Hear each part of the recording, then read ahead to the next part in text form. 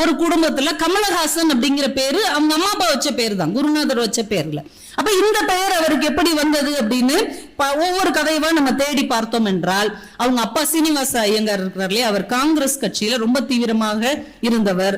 அவருக்கு குருவாகவும் அவருக்கு நல்ல நண்பராகவும் இருந்த ஒரு இஸ்லாமியர் பெயர் யாகூப் ஹாசன். அந்த யாகூப் ஹாசனுடைய நினைவாக அவர் மேல் கொண்ட அன்பின் காரணமா எல்லா பிள்ளைங்களுக்கும் சாருஹாசன், சந்திரஹாசன், கமலஹாசன் பேர் வச்சிருக்கிறார்.